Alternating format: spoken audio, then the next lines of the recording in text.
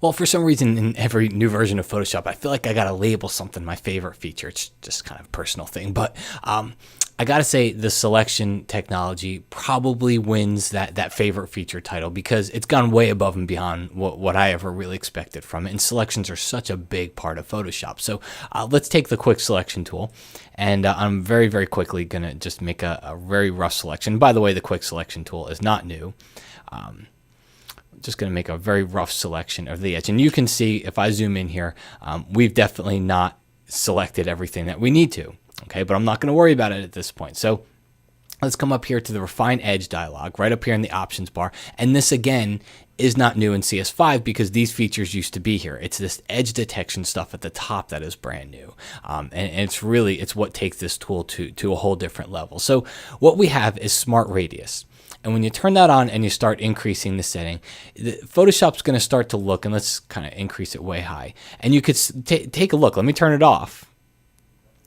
And then let me turn it on. And you can see Photoshop's going in there, and it's starting already to look at edges that I didn't select because I didn't select this hair. I just did a very, very quick selection and just got the side of the head over here. Okay, so Photoshop is starting to look at that edge, but we're going to actually bring it down a little bit because as you go too high with it, one of the downfalls is that it starts to go in there and select things that you don't want it to select. So it gives us a good start here.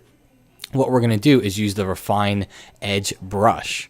Okay, and it's this little icon right here, and all you got to do, and I'll use the left bracket key to make it a little bit smaller, is just paint right along the edge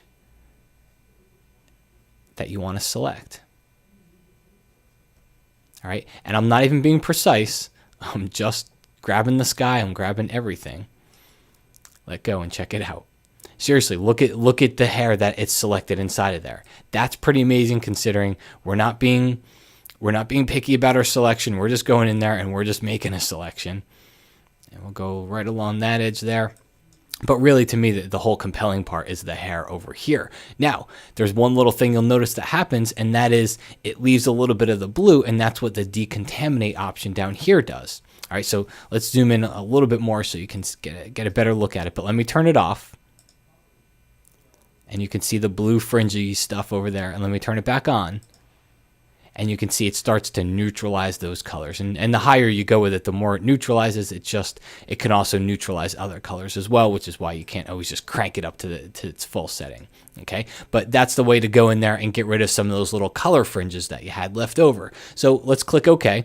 And what it's done is it's given us a mask on this layer that we can now use for anything. So I put another background inside of here. Let's just drag that layer right below.